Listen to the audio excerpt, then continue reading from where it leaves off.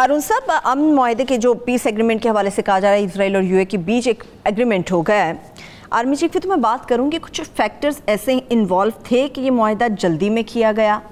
کیا معاملہ تھا کہ یہ معاہدہ جلدی میں ہوا؟ دنیا بدل رہی ہے نا، میں بار بار آپ سے کہتا ہوں دنیا بدل رہی ہے، کوئی نیا بلاک بن رہا ہے؟ ہاں، نئے بلاک بھی بنیں گے۔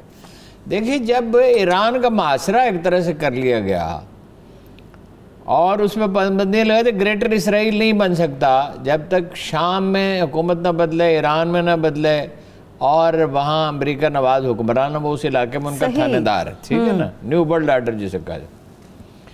تو چینیوں کے معاملات تو پہلے ہی چل رہے تھے۔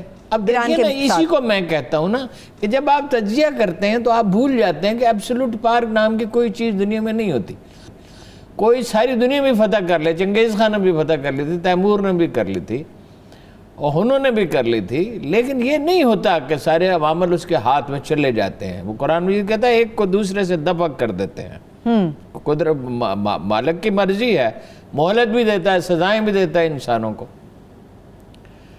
دیکھیے، ان کا پٹرول نہیں بیچ سکتے تھے، وہ انڈیا کو منع کر دیا، انڈیا نے 20% خریدا۔ چینیوں نے کہا اپرچونٹی پیدا ہوگی نا، خلا پیدا ہوگا نا، سارا تیل ہم خریدتے ہیں، ٹھیک ہے نا۔ اور اگر فرض کیجئے وہ فوراً $400 بلین کی انویسٹمنٹ نہ بھی کریں، مگر ان کے مفادات ہو گئے نا، یہاں ادھر گوادر ہے، ادھر چابہار ہے، انڈیا وہاں سے نکل گیا اور افغانستان سے نکلے۔ انڈیا کا پلان کیا تھا؟ ادھر افغانستان سے، ادھر ایران سے بیٹھ کے، چابہار سے، ادھر ایران سے 9 قوصل خانے وہاں، 7 8 9 ایران میں، اور پاکستان میں کو سبٹاج کیا جائے۔ وہ تو اعلانیہ کہتے تھے توڑ دیں گے، بلوچستان کو الگ کر دیں گے، وہ تو 4 حصے، وہ کیا ہوا؟ وہ سب کیا ہوا؟ وہ پختونستان کہاں گیا؟ اور وہ اب یہ کریکر وغیرہ پھینک رہے ہیں، لیکن یہ ہے کہ اب کافی گرفت ہے۔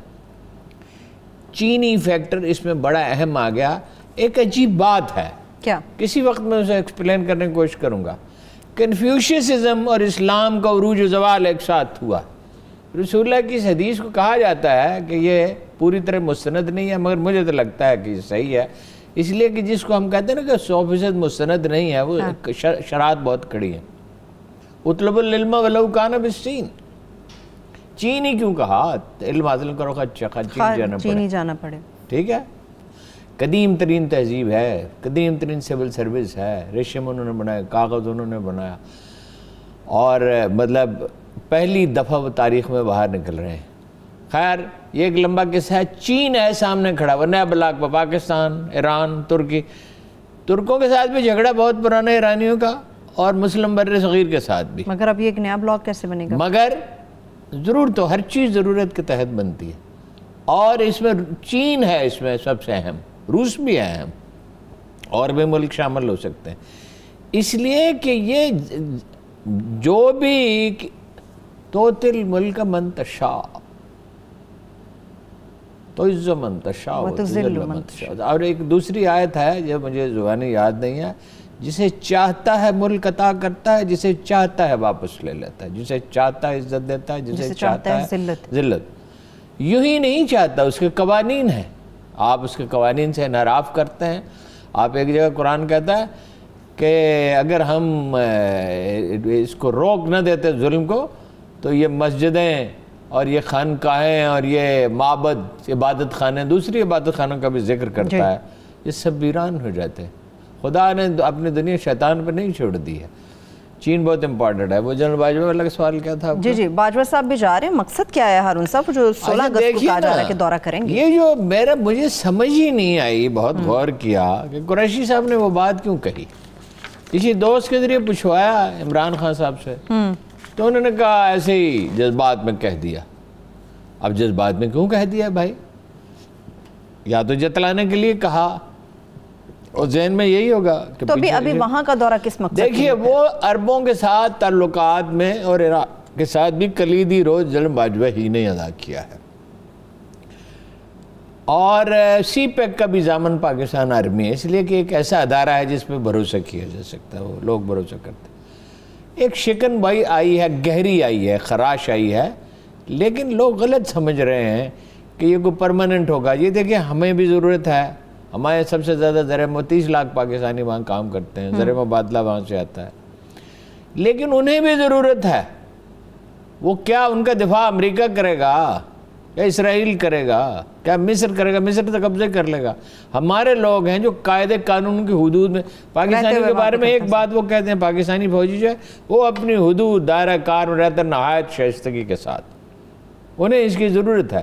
پھر یہ اکانومی میں، ڈیفنس میں تو یہ سب سے زیادہ قابل اعتماد، سب سے زیادہ کمپیٹنٹ جو ہے یہ سولجر ہے، اور اس پہ سب سے زیادہ اعتماد کیا جا سکتا ہے اور سب سے کم اخراجات اس پہ اٹھتے ہیں. ٹھیک ہے، وہ تو دیکھیں نا ویسے اس سرزمین کا مقدس سمجھتا ہے. تو یہ ان کی بھی ضرورت ہے. اور ایک بات فرض کیجئے، ایک مفروضے کے طور پہ میں بات کر رہا ہوں، ایسا کچھ ہونے والا نہیں ہے، کہ وہ کوئی وہاں فرض کیجئے کسی پہ پاگل پن سوار ہو جاتا ہے اور وہ کہتا ہے کہ نکال دو سب کو، پاکستانیوں کو. ٹھیک ہے، تو آپ کے پاس ایران کا آپشن نہیں ہے. آدھی قیمت پہ گیس ہے. جب گیس آپ LNG خریدتے ہیں اس کو فریز کرتے ہیں، پھر ڈی فریز کرتے ہیں. ابھی فوری طور پہ کیا خدا نہ خواستہ اگر ایسا ہوتا ہے نہیں، بہت ہمارے پاس ہر ایک کے پاس آپشن ہوتے ہیں نا. خدا نے کسی کے ہاتھ باندھے ہوئے نہیں ہوتے، نہ انڈیویجول کے. وہ خود باندھ لے تو باندھ لے، خود کم ہمتی کا مظاہرہ کرے. پاکستان ایک ایسا ملک ہے، وہ میڈلین البرائٹ نے کہا تھا، اٹس اے میگرین، یہ درد سر ہے دنیا کا. یہ اس کی دیکھیں، یہ سینٹرل ایشیا کا دروازہ ہے.